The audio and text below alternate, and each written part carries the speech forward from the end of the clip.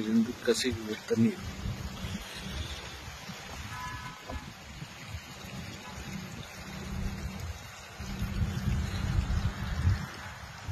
மேற்கு தொடர்ச்சி மலைகள் உற்பத்தி பண்ணும் தண்ணி வந்து பனிமலை தண்ணியே கிடையாது.